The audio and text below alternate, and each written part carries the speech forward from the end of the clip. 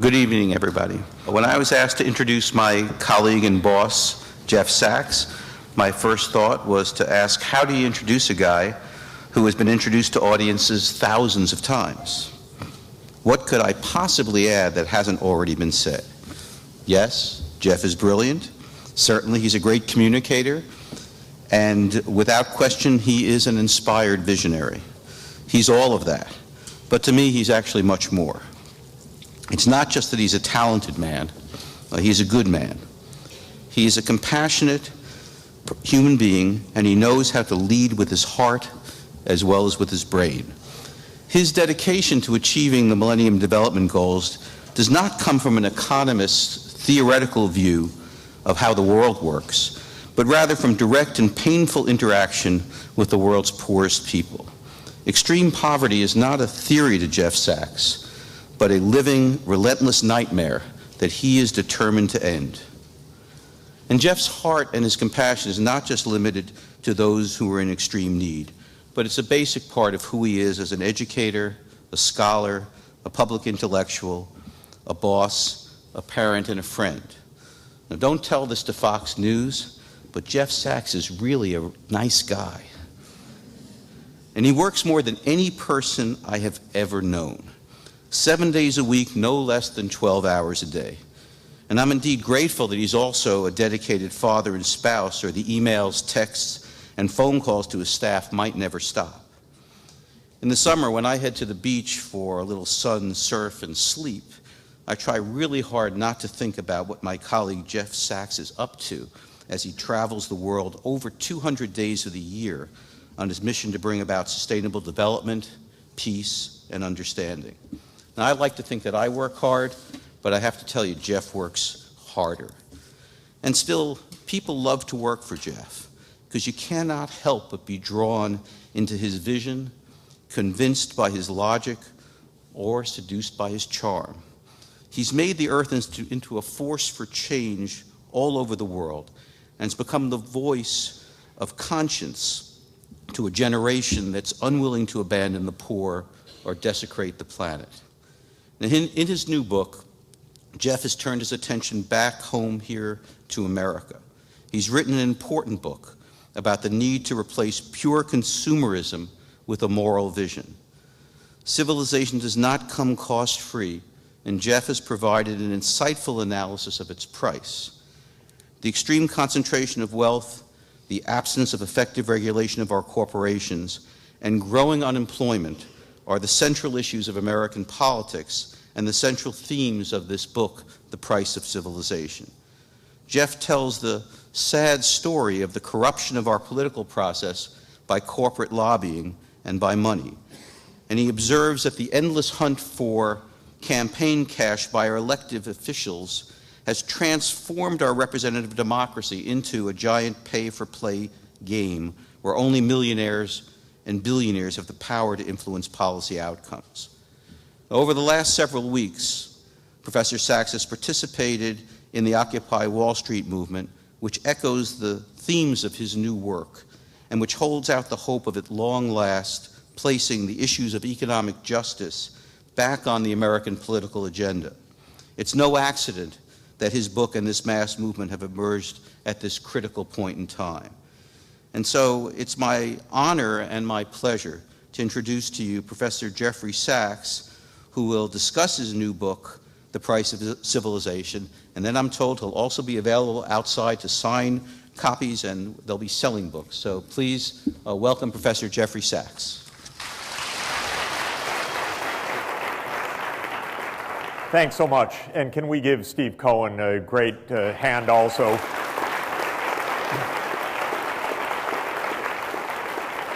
His work in running the Earth Institute is unbelievable, and I think everybody here who benefits from the Earth Institute and so many of the degree programs that Steve has helped to organize, and the 600 plus students that are now studying in Earth Institute programs, and all of the wonderful internships and so forth. It's Steve's unbelievable capacity to run, scale, make all of this work that we're all grateful for. So Steve, thank you so much, really. And I'm delighted to be here among friends and colleagues and some students to talk about the mess in America, how we got here and what we can do about it. Rick Perry gave me a little bit of a good starting point today because he did something so crude that it really helps us to clarify what all of this is about, what it means when we don't pay the price of civilization. He has competed with his Republican Party colleagues to up the ante of who can write the worst tax plan imaginable. And today he outdid 999 by calling for something that is even less fair and that would more gut the government revenues through his flat tax proposal today. And I had the chance to listen to a press conference that he gave about 2 hours ago discussing this. And he was asked, but Governor, your policies wouldn't create enough revenues. We'd have to cut not $1 trillion over 10 years, as in the current discussion, which I'll turn to because that's also a fallacy. But he said we'd have to cut $1 trillion a year just now. And he said, well, yeah, there's lots of waste in that civilian discretionary spending category, he said. I mean, there's lots of waste. We could cut, for instance, the primary and secondary education budget for the District of Columbia. You know, that would start saving a lot of money. That was the first thing that he mentioned. This is our politics right now. It is cruder, stupider, nastier, more idiotic, more inhumane than at any time in our adult lives, which for me includes Richard Nixon. So this is saying a huge amount. It also includes George W. Bush. It includes people that I regard as among the worst presidents of American history, but our candidates are outdoing them right now. And President Obama is not really solving any of the problems either. He's a far cry from what we're seeing on the Republican side, so I don't want to be misunderstood with a lot of criticism that I'm going to heap on this White House in the next few minutes. I supported the president. I support the president. I expect to vote for the president again next year, but he's not solving these problems. And basically, the Republicans are gleefully trying to dismantle the government, and the Democrats are more or less going halfway in the dismantling, but wringing their hands. That's the biggest difference of the two parties. They are cutting, slashing, being irresponsible, not telling the truth to the American people, also operating with gimmicks, but at least they wring their hands. They know it's wrong. A Republican speech, top to bottom these days, is, as Rick Perry himself said when he started his campaign, that he wants to make the government as inconsequential in the lives of America as possible. Quite a stirring vision for somebody who wants to be president. But whereas what President Obama does in almost every speech for the last 3 years is have a wonderful vision at the beginning about all the things we need to do, and then almost a complete disconnection with actual politics, policy, numbers, budgets, everything that's real. So every one of the speeches, I find, has two parts to it. One that still gets the blood going and quickens the pulse, and the other which is basically completely inconsistent with that, and where the policies are putting us on a path of decline. We have to figure out why this is. I think we have to get a little bit deeper than we've gotten. A lot of our debate about economic policy in the last 2 or 3 years has been about very superficial things, some of it fraudulent things like flat taxes and slashing taxes for the job creators and all of this mumbo jumbo. A lot of it has been on the Democratic side about stimulus and aggregate demand, and not quite the same level of mumbo jumbo, but also treating our problems as if they are short-term business cycle problems that somehow can be solved by short-term Keynesian fixes. And the Republican view is absolutely directly in the wrong direction. It's pointed against everything I personally believe and everything I think this country needs. And I would say that the Democratic Party view has been almost orthogonal to what we need. In other words, pointed in an almost irrelevant direction, looking for short-term gimmicks, looking for short-term responses to long-term problems. The tragedy is that politics rarely lines up nicely in this big, complicated country of ours, but it did in early 2009. We had a president that had campaigned on a message of change. We had a president that had large majorities in both houses, and he let the opportunity fall through his fingers, not because of the relentless opposition, but because of bad strategy, bad tactics, bad political advice, and lost the chance for the moment. And I want to step back and try to understand what this is all about. Our modern sharp crisis we take to start September 14, 2008, when all hell broke loose on Wall Street with the simultaneous failures of Lehman Brothers, AIG, and Merrill Lynch. It was a lousy weekend, probably the worst in world financial history. But if you start there, you miss everything. Why was it a lousy weekend? How could it have been allowed to go on this way? How is it that during 2006, 2007, every one of the marquee Wall Street firms was committing financial fraud that they're now paying some fines on, but not fines commensurate with the big profits that they booked and that they took home as bonuses? How is it that now we have Citigroup, which was last week paying a fine of about $270 million?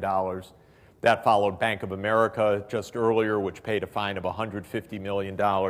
That followed Goldman Sachs, which paid a fine of $560 million. They were all breaking the law. They were all completely irresponsible. Many of these people remain as CEOs right through from the lawlessness, the collapse, the bailout, until today. And it still rings in our ears with bitterness what Lloyd Blankfein said, that why are people upset? We're doing God's work. And this kind of abusiveness of the public, and not just tone deafness, but complete sense of unaccountability, the vulgarity of it, is what has young people out all over the country. It's not envy, it's not anti-capitalism, it's a disgust with people in power and authority. But unfortunately, it extends to the White House till today, because these same people, they're the ones at the state dinners. They're the ones still showing up to give advice in all of these various places. We're really in a bad way. And the story has to be understood of how we fell into a trap of finance, illegality, chronic and growing inequality, a crisis of employment that actually dates back decades, not just a few years, and massive immorality. Because an economy cannot work without a moral framework. And anyone that thinks that markets can self-regulate doesn't understand that every contract has to have an element of trust. Contracts don't work just because the SEC comes and charges a fine 3 years after the fact for a tiny fraction of the abuses. Markets work because when Goldman Sachs sells you an asset, you normally don't expect that it has conspired with John Paulson to fill the asset with crap so that it's going to fail, so that Paulson can take home billions of dollars of personal income. if we just believe that completely you're on your own and that there is no morality in markets, we would end up like economies that I've seen around the world that are completely pathetic and hopeless because, yes, everybody has learned to lie, and they lie relentlessly and they lie repeatedly, and nothing can get built. And maybe the United States will go in this direction if the underlying impetus of Occupy Wall Street doesn't in the end prevail. So how did we get here? We have to keep turning back the story to understand, in my opinion, how we moved from a society that could indeed put a man on the moon and bring him safely back to Earth within a decade, build the greatest infrastructure that this country has known, help to rebuild large parts of the world, manage the Cold War peacefully and successfully in the end, put us on a trajectory of ending the Cold War without the annihilation of the world. This country did great things, many, many great things. And then I think it got out of the habit. And I think that's what we need to understand, how that happened. So I start the story back in the 1970s. I do think that the 1960s was one of the most positive and formative and thrilling parts of American history.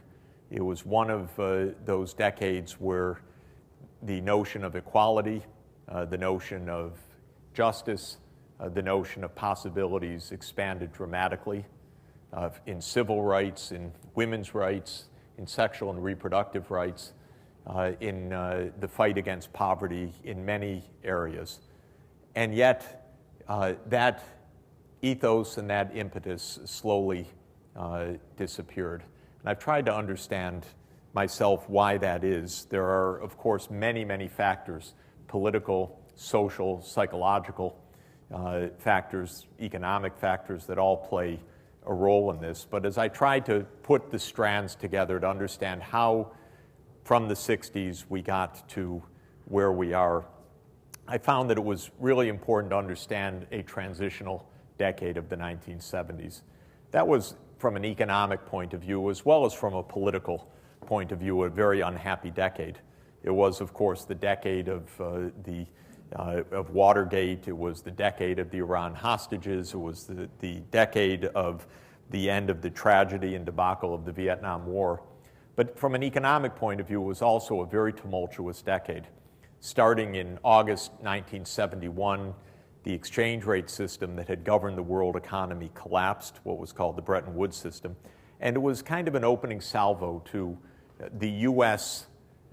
completely unrivaled leadership in the post-war world, starting to face problems of a kind that we didn't feel or face in the 1950s and the 1960s. And that pivotal event in international monetary affairs in August 1971 was followed in 1973 by the shock of the first soaring of world oil prices, what first became known as the first oil price shock, because it was followed in 1979 by a second startling increase of oil prices. Again, that was the era of the formation of OPEC, the nationalization of oil of American and European companies, the Arab oil boycott after the Yom Kippur War. 1973-74 was actually the first time in modern history that food prices soared as well. There was a devastating El Nino, but also the beginning of tightening of global food supplies that we would come to revisit on several occasions before and since. And by the second half of the 1970s, there was a sense that living standards were falling for a large part of the population. And there was also a very odd sense, which was new to post-World War II America, that we were facing competition from abroad that really meant that this national, world, global leader was not able to call every shot. And most famously, it was the competition from Japan that started.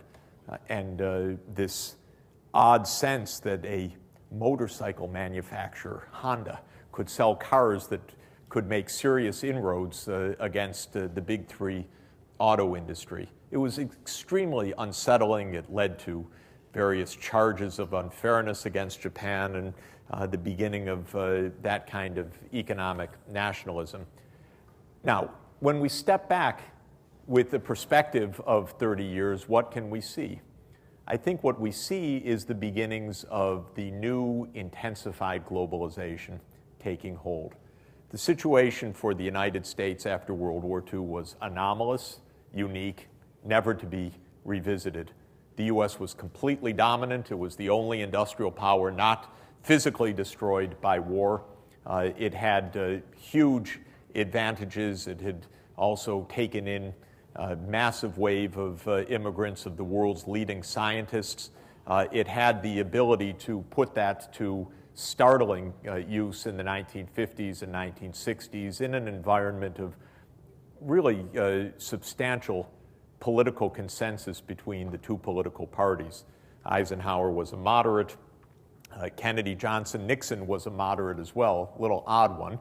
But he was the president that signed the Environmental Protection Agency Act in 1970. He did many, many reforms, many important things. And if he weren't tarnished by his flawed personality, he would be remembered as a president that accomplished a lot, in fact. Now, the 1970s broke that sense of the U.S. As the unrivaled leader.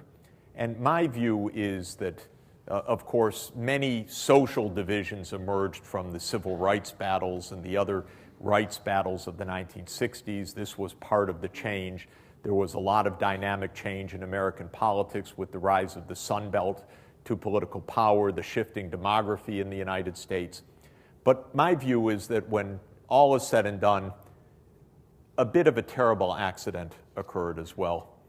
That is known as Ronald Reagan, who I think had a huge effect on American politics, and an effect which basically lasts till today.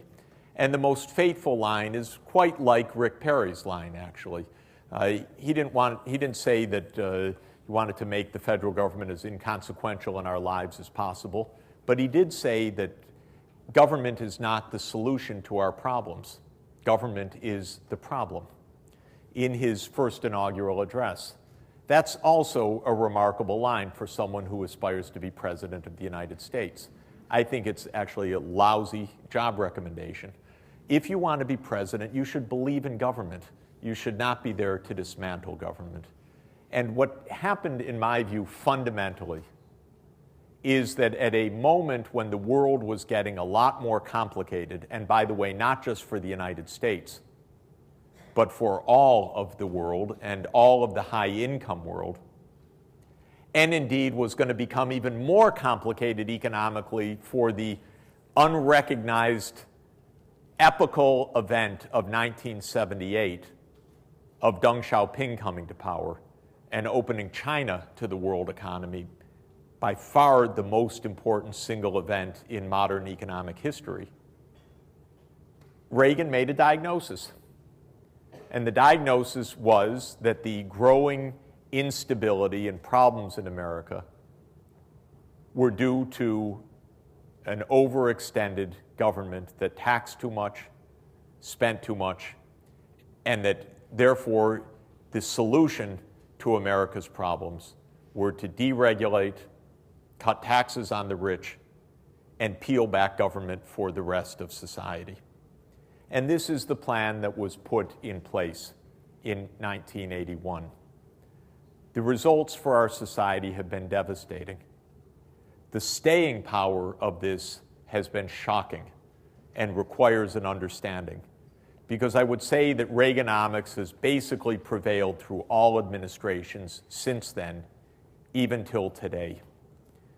It was Clinton who proclaimed the end of big government in the 1990s. It was Clinton who ended welfare effectively. He said it was welfare reform. It was basically throwing poor women out on the streets. It was Clinton who signed deregulation of several sectors of the economy, allowing the growth of massive media conglomerates. And it was Bill Clinton who signed the repeal of Glass-Steagall in 1999 to allow Citigroup to take hold and allow his Treasury Secretary, Robert Rubin, to make $125 million as the new second in command at Citigroup, and who then explained after the $126 million that he actually had nothing to do with running Citigroup or with the financial collapse that ensued. So this has been a policy that has persisted since 1981. So what actually happened? What happened is that starting with the globalization of the economy, the middle of our society got hit hard. We have to understand what the middle is. None of us is in the middle, in the 50th percentile, or just about none of us, because the middle is a high school grad, first of all, not a university graduate. University graduate is the top 30% of the income distribution and the educational attainment. The middle till today is a high school grad. And for men in the US economy, the peak earnings for the man in the middle was 1973, which is a stunning economic datum, because GNP has grown tremendously since then. We've had a big expansion of the economy, but not if you're in the middle. The gains have all come at the top of the educational attainment and the top of the income distribution. Why? Because the man in the middle worked in a factory, and that factory no longer employs him, because that factory has either closed down, moved to China, or become a highly sophisticated design and R&D part of a global production enterprise where the production is taking place in Asia or Mexico or other parts of the world. That's globalization. There are big advantages of globalization, even for the United States. Bigger world markets, lots of technological change, lots of wonderful low-cost consumer goods that we do really love. Because next time you hug your cell phone, it was probably assembled in China, and the price is low enough for you to be able to buy it and to buy the next model and the next model and the next model. And you can thank globalization for that. And Apple has employed hundreds of thousands of people, indeed, with its great innovation in China, not in the United States, making the iPads and the iPhones and so forth, because that's how it works. But an epochal event like globalization has huge effects on income distribution. It has huge effects on the structure of the economy. It has huge effects on the life prospects of people in any society. Normally, we say trade and globalization would benefit the economy as a whole, but create losers as well as winners. And the job of politics normally is to ensure, in a democracy, that there's enough inclusiveness of the gains that a broad part of society benefits, losers are compensated, those who can't be helped somehow find some other kind of remediation. And that's how politics worked in a large part of the world after 1980, because the pressures of globalization affected Scandinavia, it affected Germany, it affected all of Europe, it affected Japan. That hollowing out of industry was a phenomenon that was quite widespread. But most democracies said, that's a problem. We should do something about that.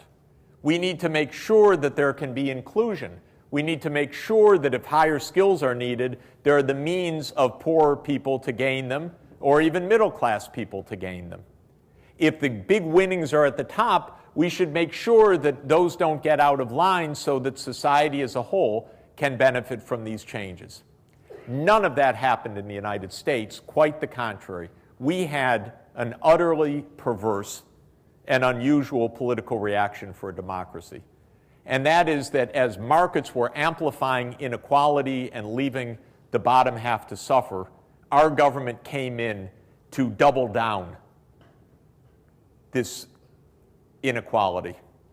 Reagan came in 1981, lowered the top tax rates progressively from 70% to 28%, slashed the tax rates on capital gains, broke the federal unions with the PATCO and then National Labor Relations policies, deregulated everything that he could find to deregulate, created the first of the financial bubbles of modern times in the savings and loan industry. Remember, that scandal already cost us more than $100 billion in the 1980s and was the dry run for 1998. And it's amazing what happened. Of course, it had nothing at all to do with improving the living standards in the middle. That stagnated entirely. But what did happen starting in 1981 was the most incredible march of inequality in modern American history. The blue line is the share of income going to the top 1% of households. From the 1940s onward, that share was around 10%. In 1981, it began to grow.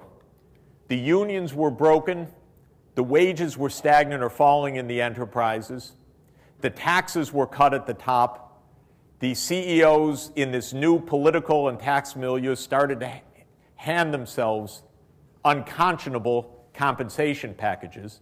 Hire your friends to the board, pay them a nice income, they constitute the compensation committee, they hand you several $1 million a year or even tens of millions of dollars a year of stock options, which if necessary will be backdated just to make sure that you're able to take them home. And the tax cuts on companies were eased or allowed to remain uncollected through a series of new stratagems, which I'll show you in just a moment. This march has continued basically until the financial crash. And at its peak, which is about here in 2007, we rivaled the inequality of the preceding peak year, 1929. So by doubling down on politics, we took a difficult situation that was already going to widen inequality, lead to job losses for high school grads, require an upgrading of skills and all the rest, and we amplified it rather than ameliorated it. The bottom line is the super-rich, the top 0.01% of households.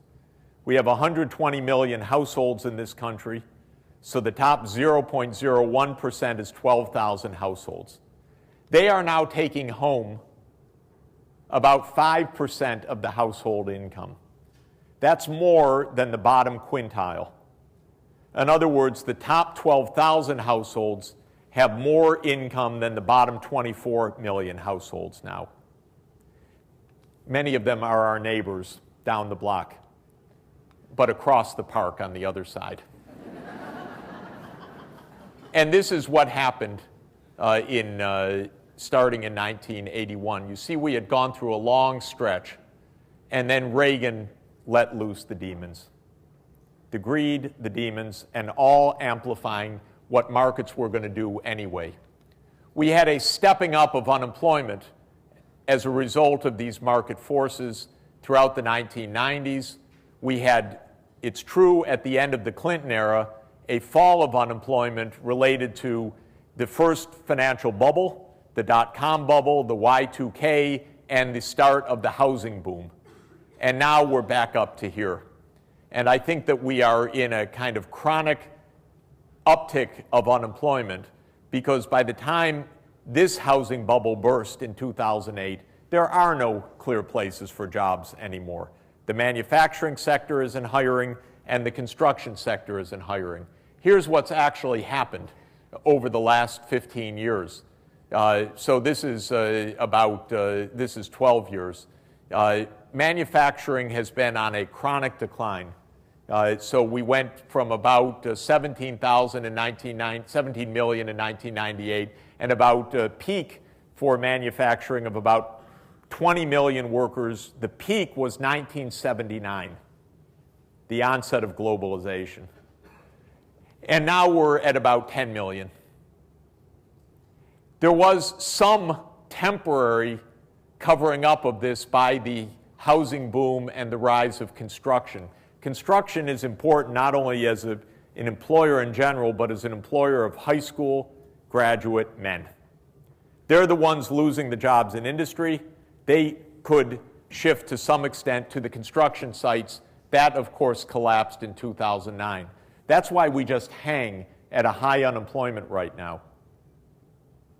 There is some small growth in services, but in the sectors that employ male workers in general, there's stagnation, and particularly for the high school graduate male workers.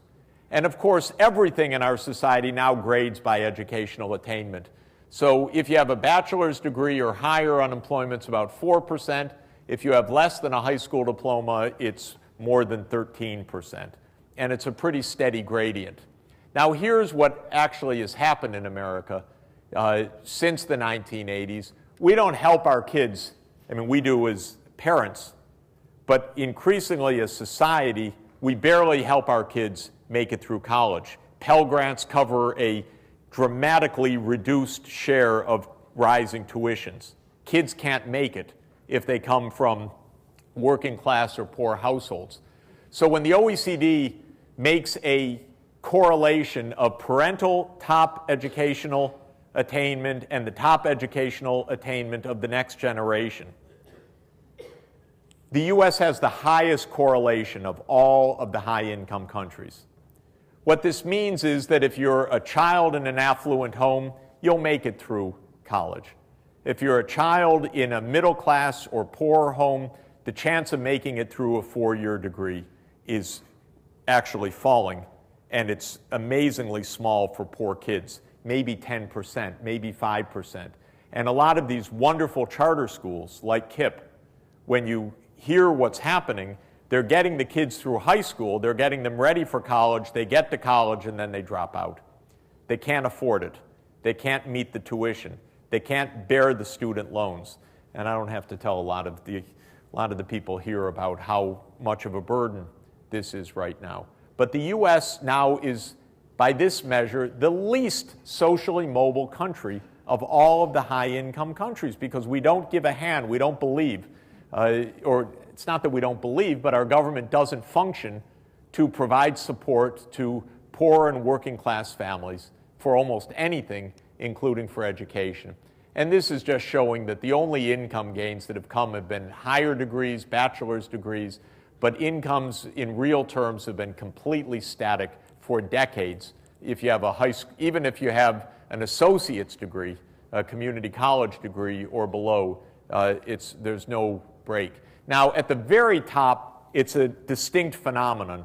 We have allowed the top of the top absolutely to take from the rest of society ruthlessly. And the CEO salaries are completely unmatched by CEO salaries in any other place in the world. This is not the market for managerial excellence. This is companies where the CEOs pay themselves just about whatever they want. Because we have no controls, the unions are broken inside, we've had no social scruples for 2 decades. So many companies have gotten into scandals over backdating options. It's one huge game. And the CEOs make hundreds of times the income of the workers now.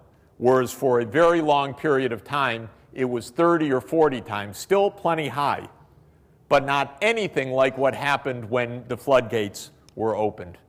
And of course, this is just a small, short, and incomplete list, because I need to add it, of some of our major corporate scandals in recent years.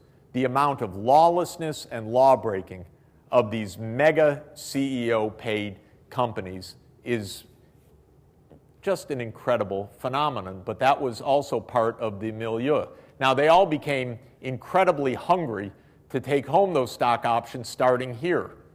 When Mr. Reagan came in and said the most important thing in this country was to get the tax rates down to 28%. Now, Governor Perry tells us the most important thing in this country is to get them down to 20%, but Herman Cain wants to get them down to 9%. And I figure that David Koch pays for all of these characters, and his goal is to get them down to 0. So he basically has cornered the market on Republican candidates. And he owns the House and the Senate Energy Committees as well. And it's amazing what you can do with money in this country these days. Everything is for sale, starting in Washington. So this is part of this incredible hunger. This country had its boom years when at the top there was a bit of constraint. When it wasn't worth ripping off your own companies or gambling them recklessly to the ground because you had to pay top marginal tax rates on them. And since then, all of that restraint has been ended. Now, this is a bit of a complicated story. I'm not sure I can parse it out fully. But this shows the share of profits that are foreign profits of our companies. Part of it is real globalization. And on foreign profits, you don't pay any taxes, American corporate taxes, until you repatriate those profits.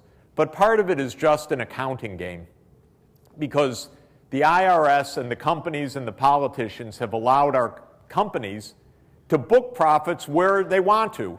And where they really want to book their profits is in Bermuda or the Cayman Islands, where they don't pay any taxes. So Google, for example, an absolutely wonderful company that's made a great contribution to the world, where the original research was funded by the National Science Foundation for Sergey Brin's graduate work, has an arrangement with the IRS where Google leases at almost zero cost its intellectual property, which is its firm's capital, to a Bermuda-based entity. And then for all of the sales internationally, that Bermuda-based entity charges a very high IP rate on all of those international sales. So suddenly all the international sales are foreign profits, not exports from the US. It's a game. It actually takes one more nice stop because it goes through Dublin, where the international headquarters are booked. Dublin gets a few thousand jobs, they get a tiny tax rate, and then when the IP is paid, it goes to Bermuda, and it's all parked at zero profits. That's a game. That's a game that has been agreed with the Internal Revenue Service. That's why the corporate tax collections are at an all-time low right now. We're now at about 1.5% of GDP in corporate taxes. We used to collect 3.5% to 4%, then it went to 2% to 2.5%, then Reagan came in, cut it another 0.5 to 1 percentage point, and now we're down here. We're collecting in this big profit year 1.5% of gross national product in our corporate income taxes. So why is this? How did the Reagan story get so locked in place? I think it's probably not a huge mystery, but it is also another unique feature of American politics compared with all of our other partner high-income democracies in the OECD. We simply have more money running through the arteries and veins of politics by orders of magnitude than any other country that calls itself a law-based democracy. Our political system has gotten completely eaten up by lobbying, which is now $4 billion a year, and the lobbying is every way to pay off politicians, to buy them support, to buy them publicity, to hire their families, to do whatever it takes, because almost none of it is about information, obviously. And then the campaign costs have been rising by about $500 million a cycle, because campaigns are defined by massive media campaigns. Of course, the candidates are already running their ads on television 13 months before the actual election. This is also something that's unheard of in other democracies. So in 2008, that was a more than $5 billion federal campaign of what's counted directly in the federal statistics, and this time it's anticipated to be well above $6 billion. We have a president of the United States who each week or so has dinner with rich contributors at $35,800 a plate. I don't know exactly why. They're allowed $5,000 for his campaign and $30,800 for the Democratic National Committee under something called campaign laws. But what it means is that every time there's a massive traffic jam on the FDR, that's President Obama coming unannounced to have dinner with a bunch of rich people at the Four Seasons or down on Wall Street or on the East Side. And this is happening relentlessly, and it's called normal politics. And if this happened in any country that we were observing or that the Earth Institute happened to be working on, it would be called one of the greatest corrupt countries in the world.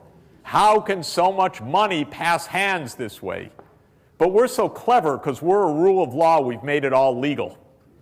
So if you legalize corruption, then you have a law-based corruption system, which is what we've done. And I think that in essence, this is really the story of American politics. The economics is about globalization, about the tax cuts, about these other forces. But the politics which keeps this entrained is about campaign money. And it's having a devastating effect. I say in the book that if you want the short course in American politics, it's that big oil owns the Republicans and Wall Street owns the Democrats.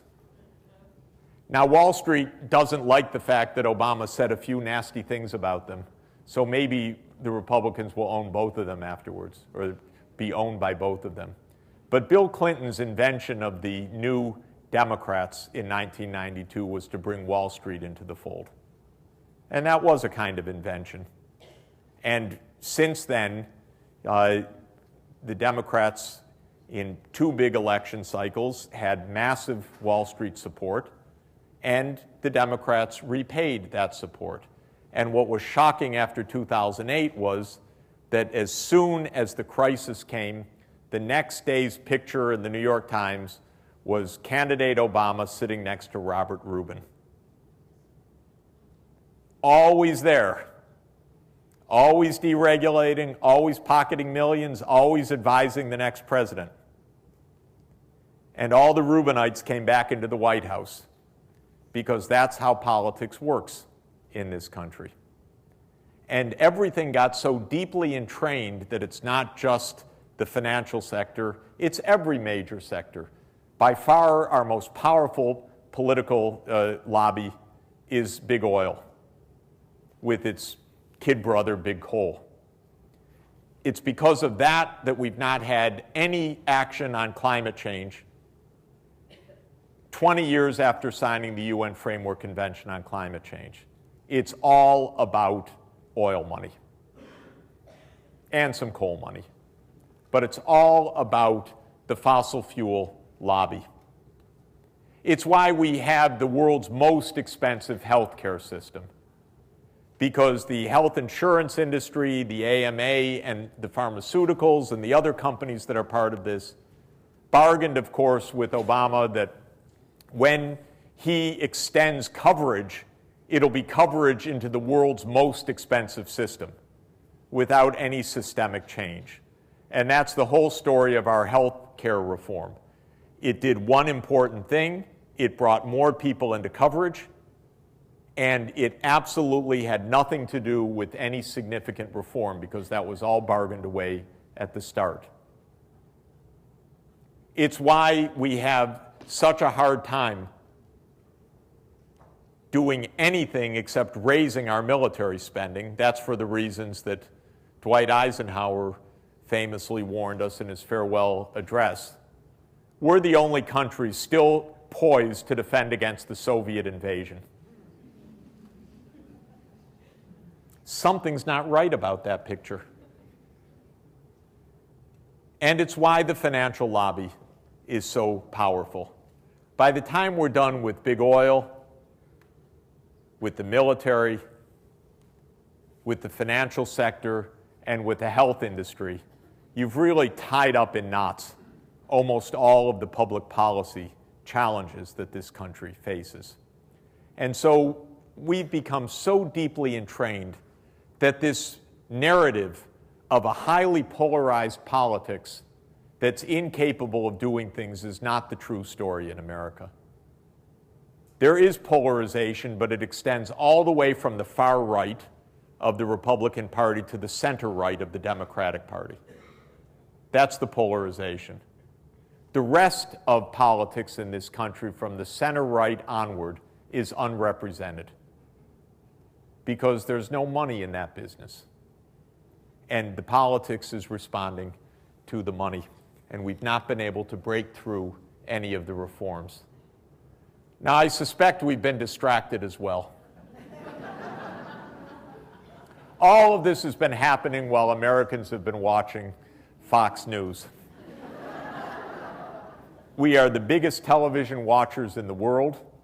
We're spending more than 5 hours a day on average watching television.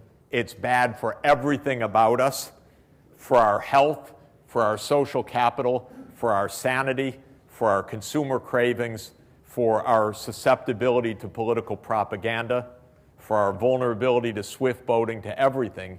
And I do have a feeling, though I only speculate in one chapter about it, that if it weren't for the mass media age and a completely commercialized media world like we have, probably we would have gotten out there and seen Wall Street occupied a long time ago. But we've also broken the social capital through this kind of atomization of society and the relentless creation of wants and imagery and spin cycle and so on. And as one who enjoys being on some of the television shows, you get about 3 seconds to state your case before it shifts to another topic. It's really an amazing phenomenon, and how we can recapture an adult conversation in this country. That's unfair to the kids. They're the only ones having an adult conversation. Everyone else is boo, boo, boo, boo, boo. And we don't have anything other than the pulse of media imagery. So let me tell you what's happened through all of this. We've gutted our government, basically. You wouldn't know it because 2 parts of the government are funded. Reagan could not break the mandatory programs. People like Social Security, they like Medicare. They have more or less defended Medicaid, though that is much more vulnerable. They support veterans' benefits, and food stamps now feeds 1 in 7 households in this country, 1 in 7 Americans. The mandatory programs have continued as the population has aged and as health care has become more expensive. That has increased in the budget moderately. The military, of course, has remained a robust and voracious eater of public revenues. We're spending about $750 billion on the military now. We have all the generals, again, telling us the end of Iraq is only the opportunity to increase spending more. Now it's time to modernize. Now it's time to replace this and that, and probably that will continue as well. As you very well know, every major military contractor is very careful to have some bolt or something else manufactured in one of our 435 congressional districts. And they're all on side to make sure that that spending increases. But the rest of government that actually is goods and services, that is what has been gutted and where the competency has been lost and the capacity to actually operate has been lost. It's what, it's exactly what Perry said today. Is he had the right briefing. He said, I'm going to cut the civilian discretionary budget because that's for him, that's the garbage. That's where the government actually does something for us in goods and services. So it's consequential, and he needs to make it inconsequential. So what are some of the things in the discretionary non-security budget? They are Congress, they are the judiciary and the penal system, they are the agriculture, commerce and international trade, they're education. This one seems to be the first on the chopping block for the Republicans, and watching them, you know why. Energy. What do we need with an energy system? I mean, what's a little climate change among friends since it doesn't exist? Health and Human Services, that's public health clinics around the country, the public health service, all the things that are not in Medicare, Medicaid, and veterans benefits. Housing and urban development, well, we don't do any more because we know the market can take care of housing. So we don't have to do low-income housing because we have this wonderful machinery for ensuring low-income housing. Interior, environment, come on, that's blocking the way to progress. So we can get rid of that one as well. Justice, that's a footnote. Labor, that can't have anything to do with unemployment, could it? Job training, job matching, active labor market policies, we can get rid of that. Transport, nothing like a 50-year-old broken down bridge for America.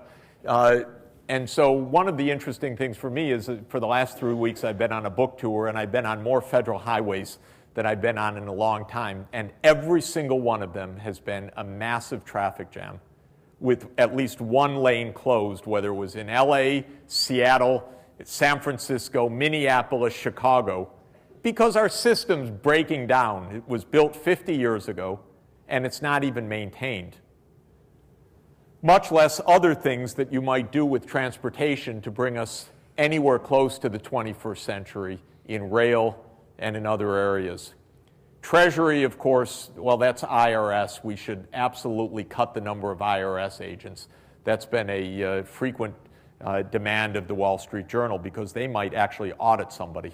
And that would be completely contrary to freedom in America to cheat on taxes.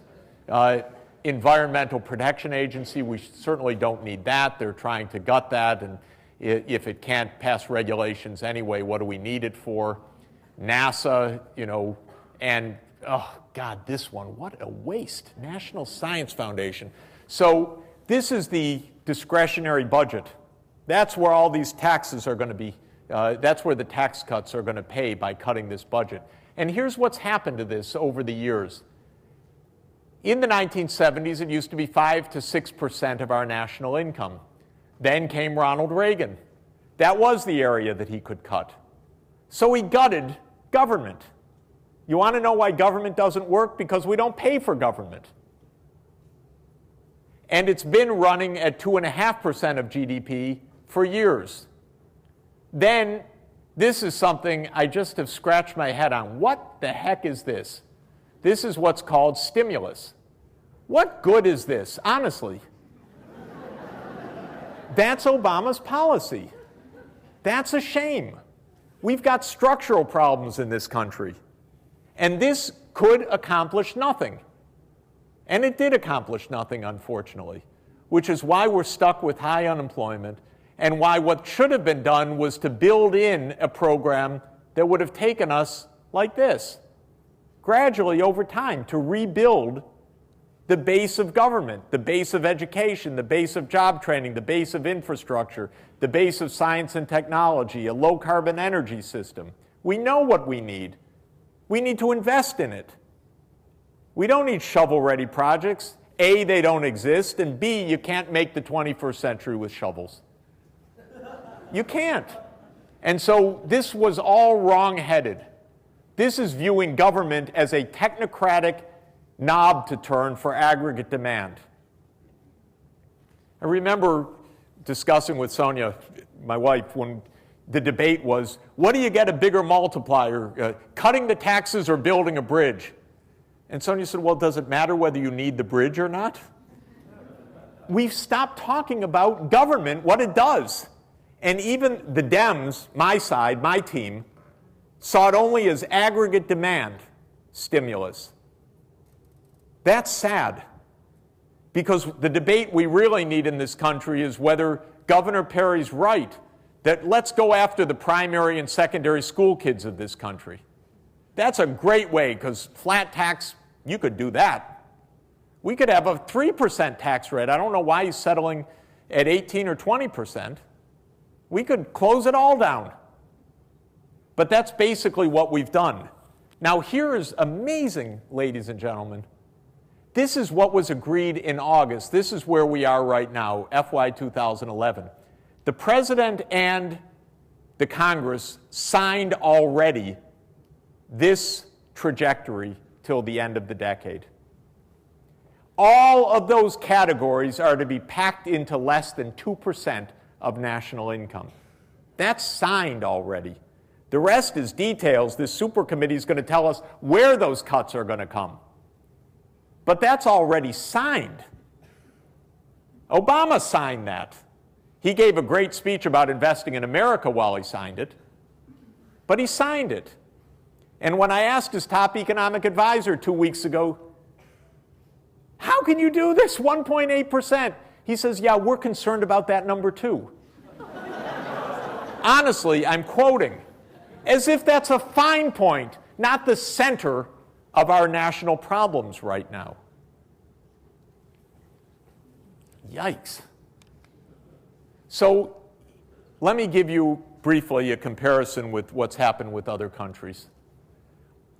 This graph, you have to understand what it is. It's the tax to GNP ratio comparing, it's the change of that ratio from 1965 to 2008.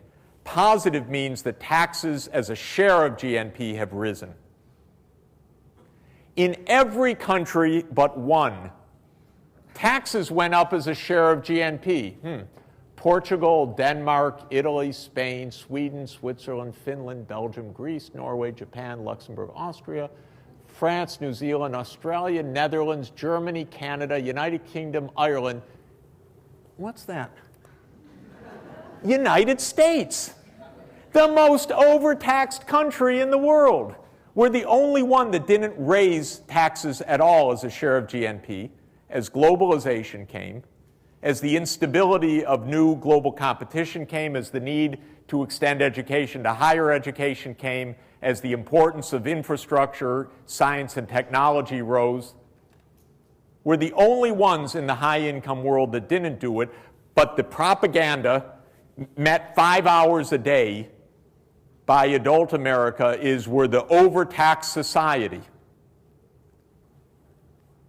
And of course, the counterpart of that is that we also spend the least on families. That's for a country with family values. Poor families leave the kids to suffer. No preschool, no early childhood development. Slash the nutrition programs as we did in March and then again in August. What do we need nutrition? What a waste. They're going to be unproductive anyway. That's what we're doing. Cutting the women and children's nutrition programs. Cutting preschool.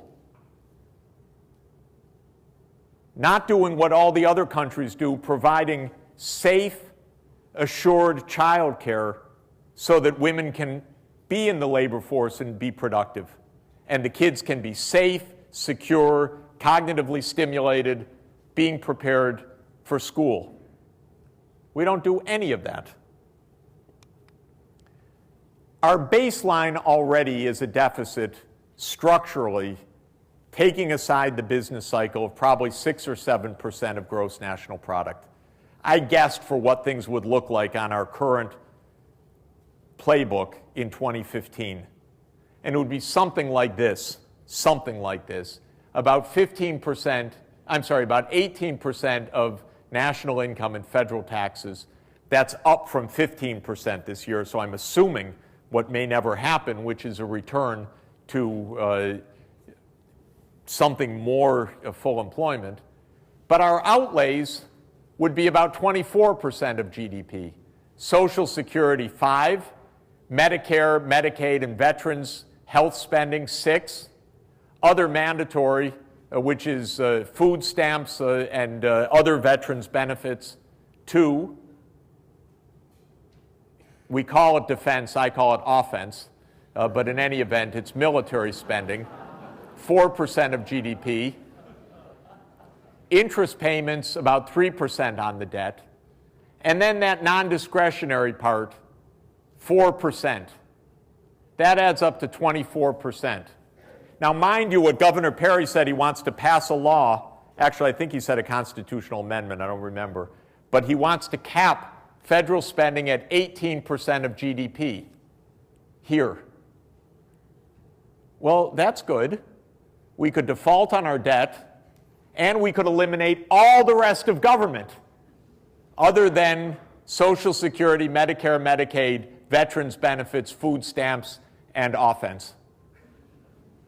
Because that's the line he wants to draw right there. Does anyone look at a number in this country? You can't fit our government into 18% without deciding, okay, forget Medicare, end Medicaid, end all discretionary spending, maybe default on the debt. Of course, we should slash this one basically in half. We're at 5 now. I put it to 4. We should be at 2.5% of GDP for the defense, if it was truly defense. So here's a complicated chart. Let me run through it very quickly. We start with the baseline of 6% of GDP. What could we cut out of this? If we took away the monopolies in the health sector, cost control might allow us to save 1 percentage point of GDP on Medicare and Medicaid by truly lowering costs, not just squeezing, but by lowering unit costs of health care. We could save another 1.5 percentage points of GDP on the military. Maybe we could find 0.5 percentage point of GDP of, quote, waste, although when every one of these panels tries to do it, they can't find it.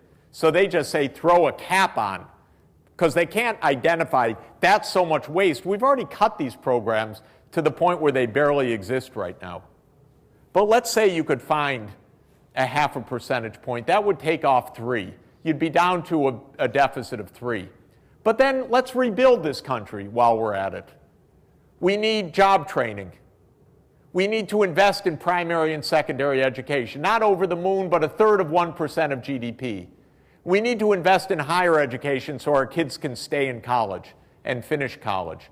We need early childhood development, safe daycare, nutrition programs, early childhood development, preschool, like other civilized countries have.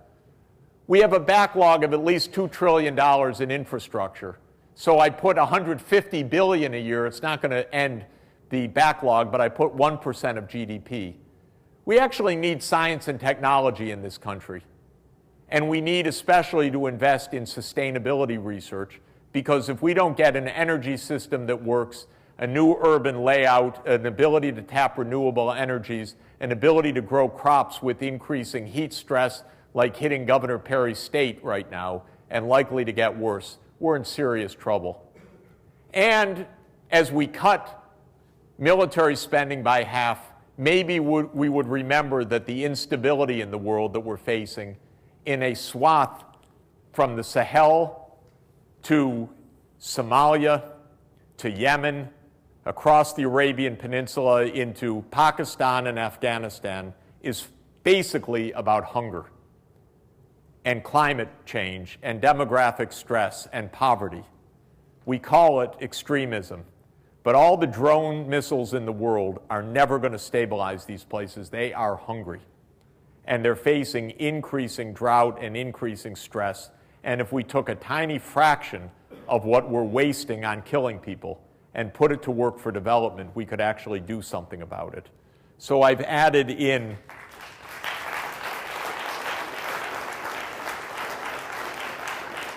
a 0.5%. That brings added outlays up to 3 to 3.5%. So as not to freak out the Republicans, I put it at 3 and added 3%. And we're back to a baseline deficit of 6% of GDP. Now, if you don't want government, there are these other ways. If you don't care about half the country without the skills or the health to be able to compete, then there are the other ways. But if you actually want functioning government, what I call civilization, then we've got a problem that has to be met by added revenues. And it's not hard because the rich are so rich right now that Mr. Paulson actually doesn't need a 15% top tax rate. If you want the true measure of abuse of the American people, look at the carried interest tax rate on hedge fund owners. There can't be the shred of legitimacy of this. It's pure money politics, top to bottom. It's a disgrace. And we could raise the tax rates on capital gains as well as on top incomes, collect another percent of GNP. We could raise a net worth tax of 1% on net worth above $5 million, and that would be 1%. We could actually collect corporate taxes again and take us back to 2.5%. That would be another 1% gain. We could actually think about enforcing the tax laws, because the estimate is that we're short about 3 percentage points of GDP in underpayment. We could actually add a financial transactions tax and collect something on the order of 0.5% of GDP. And we could collect a carbon tax, a small one, and collect about 0.5% of GDP. And that would take us 4.5 percentage points. We'd end up with a deficit not of 0, but of 1 that would stabilize and begin to reduce the debt-GDP ratio. I'd be happy to do more, but this is a good starting point. And if Americans would stop sobbing for the rich and understand how they're being played in this anti-tax, because it's a world of difference to ask people, do you want your taxes raised? No. Do you want taxes at the top raised? Yes. The American people do understand that the game has been at the top, and that's where the game has to be ended. And the truth of the matter is that the whole Republican platform is designed to lock in this historic change of income redistribution, and if necessary, to kill government to do it. But they're salivating to get their hands on a capital gains tax that's already historically low and eliminate it. And they're salivating at further tax cuts, and they're salivating at reducing the corporate tax rates, and they're salivating at a tax holiday for all this money that's been parked abroad. And Obama, if he's true to form, will give them half of what they want and wring his hands as he does it. And our country will continue on this downward path. So what do? I think there are 3 parts of social change. First is social mobilization. The people know what's happening. We can thank the young people in the parks for that. They're doing a great job. And they're absolutely on to what's going on in this country. And they're not there because they're envious. They're there because the top rules with impunity, and it rules. And this is not the democracy that we want.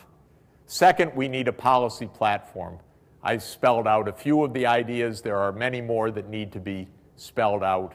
And third, there is a real fight for political power, because demonstrations in the park are not the same thing as winning power in a democracy, but they are an important part of it.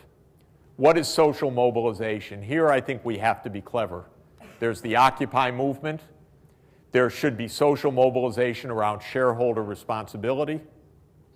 Let's all get some shares and then go to each one of the annual meetings and put in proxies against anonymous campaign contributions not approved by the shareholders. And let's shut down this abuse that the Supreme Court opened up and do it through shareholder responsibility.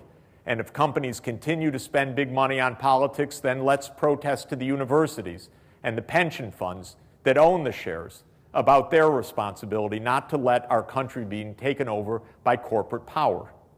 So we have the tools to do this. We've got to fight this. The politicians are not the place to fight this right now. They're all on pay. They're all in the pay. We need shareholder responsibility movements on CEO abuse on compensation, on corporations in politics, and on the lobbying activities of the companies. Of course, we can have consumer responsibility as well. How about turning off Fox News? How about ending subscriptions to the Wall Street Journal and the rest of the Murdoch empire? Completely abusive, telling lies every day. In the UK, now in the midst of a massive criminality scandal of their hacking. But this is something where consumers have power as well. The campus. This is where huge amounts of renovation of American society have always taken place. And I think we also have a major role to play in public education, on awareness, on teaching about how our country has reached this point, and so on. We have public education and outreach. I find that when Americans see these graphs and the numbers, they're shocked. They don't know. How would they know? How would they know? We don't have these discussions in this country.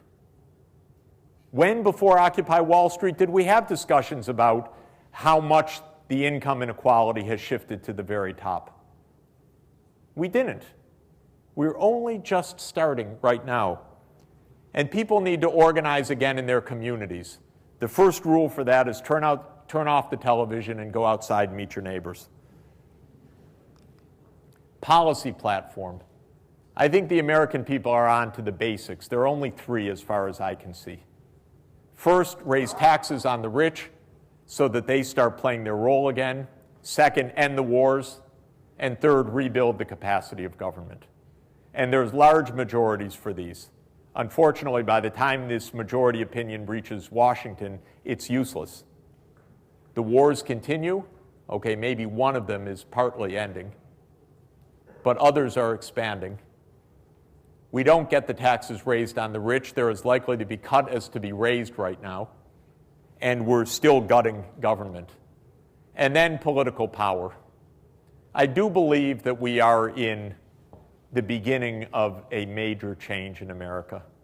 And I do subscribe to Arthur Schlesinger Jr.'s famous view that American politics runs in long waves. We had the Gilded Age in the late 19th century, not unlike our period. Massive wealth, massive technological change that led to abuses, corrupt government, and finally the swing of the pendulum towards the progressive era. And the progressive era corrected massive problems and crises in America. And of course, it was led by somebody from the wealthy class, the most importantly by Teddy Roosevelt. The pendulum swung again in the Roaring '20s, where you saw that soaring graph of inequality, where we had those three illustrious presidents, Warren G. Harding, Calvin Coolidge, and Herbert Hoover. Quite a decade. George Bush would fit in just along that Mount Rushmore. And that ended in an orgy of speculation and illegality and corruption and the Great Depression, the collapse of Wall Street, the run on the banks, and the rise of the New Deal and the beginning of the most fundamental change of American politics in a century. We had it again in the 1960s with the vast expansion of rights and inclusion in American society. And that was heavily led by the campuses, and it was led by young people. And then we've had 30 years of Reaganomics. And it's time for a change because it reached the dead end. And we're just at that point of the movie where the curtain has been pulled back and the Wall Street poobahs are still manipulating the levers. And the Wizard of Oz doesn't understand that he's been exposed. But he has been exposed because we all get it now. And so now is the time for another change. I think another part of political power is what I call the $99 pledge for the 99%. And that is, I think we're at a time when it's actually possible to win political power without big money, because the social media are free. And I believe, and Obama almost showed it, but he hedged his bets too much, that Facebook, Twitter, and YouTube can be the way to political organization and political power in the future. I'm quite sure that the Will I Am video, Yes I Can, which of course went viral, and I don't know about you, but we watched at least 50 times, was as consequential as any $50 million of television ads. And that's what we need to do. So we need a slate of candidates who says, I'm not taking any of this. I have no PACs. I have no super PACs. I have no bundlers. I want your $99 for gas money. And the rest we'll do through social media. Now, if you want to do that, the only ones that really understand this are people under 30 So go do it. I have to ask every time I want to tweet something, where do I put exactly the symbols and so on, and do I hit the reply here, but you guys do this. So go do it. You can elect a lot of people, and you don't need big money to do it. In fact, having big money can be the opprobrium, the vulnerability of the opponents. And so I think that's an important part. So the social network campaign and the millennial leadership. And I'm really proud of what young people are doing in this country right now. And I'm proud of the students at Columbia for caring a lot about these issues. And I think that we're at a turning point. Thank you very much.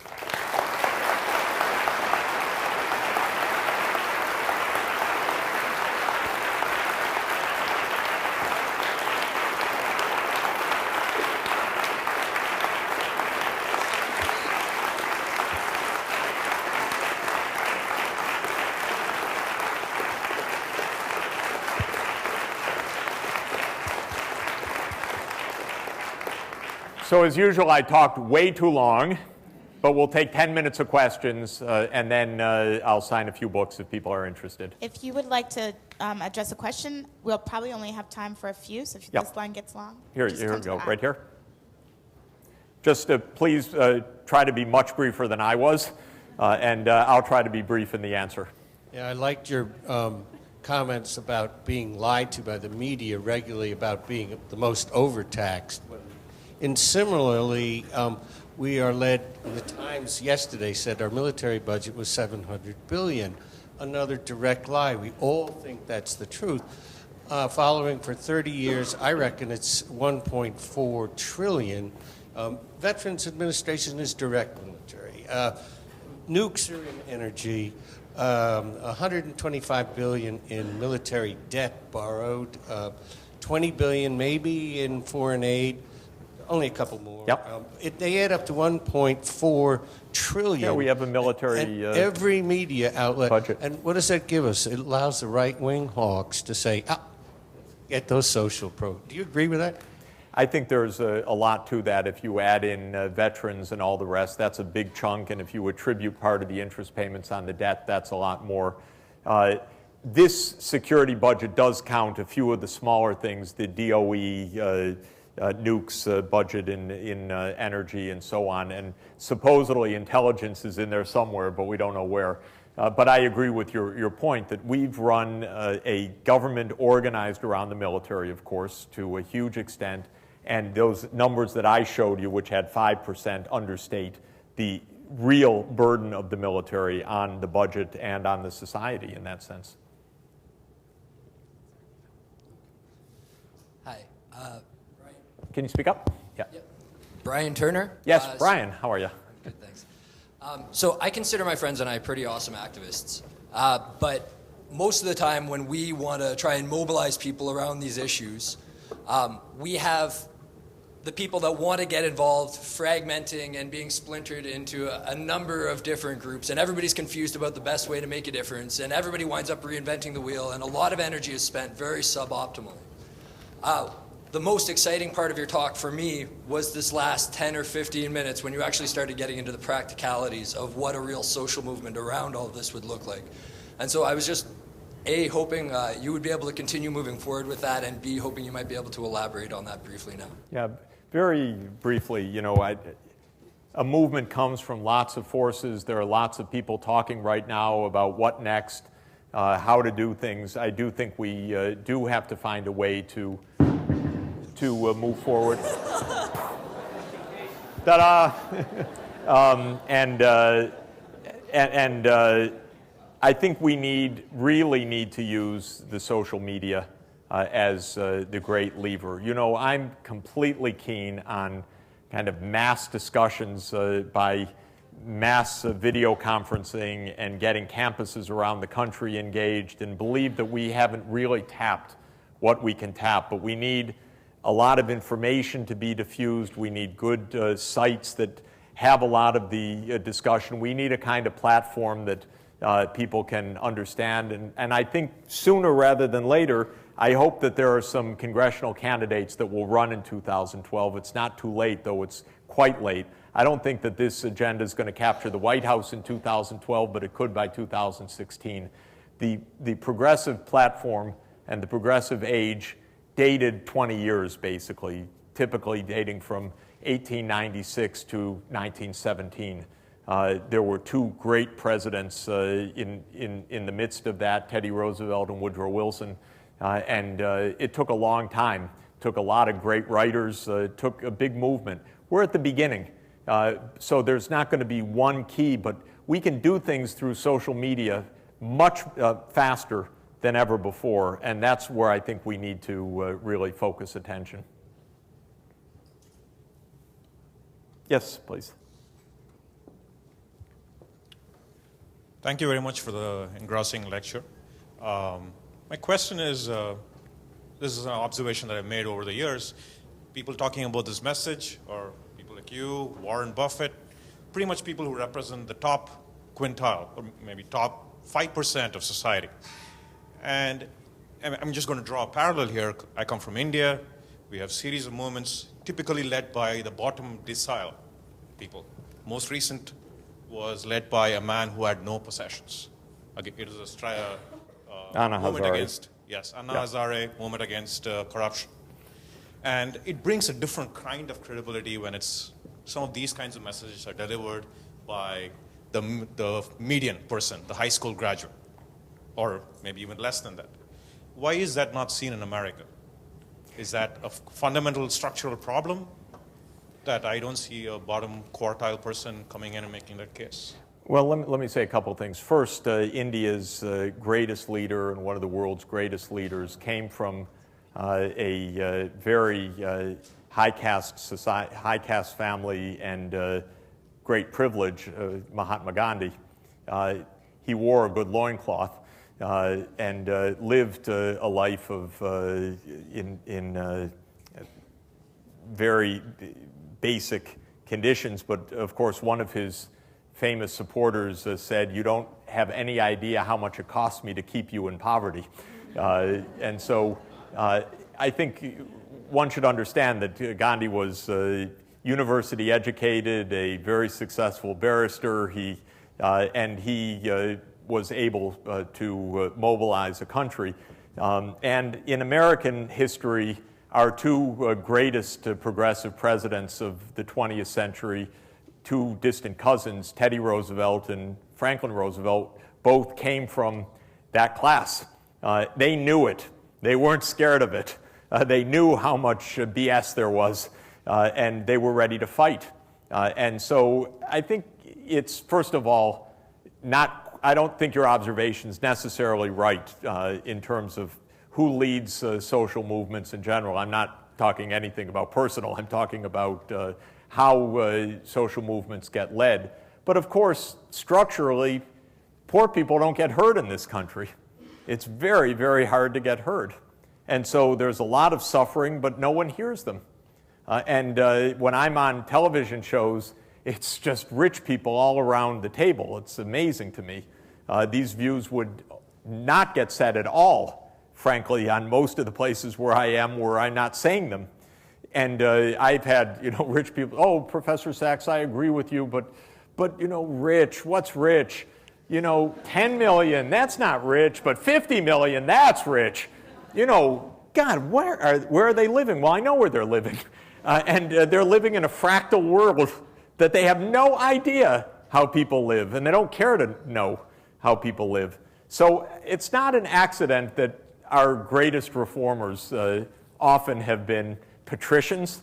Our revolutionary leaders were patrician landed gentry in a lot of ways. They were very wealthy. They knew. They understood their class also.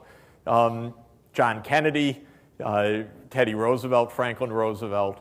And so I'm all for great leaders coming from anywhere, but it's not actually the case.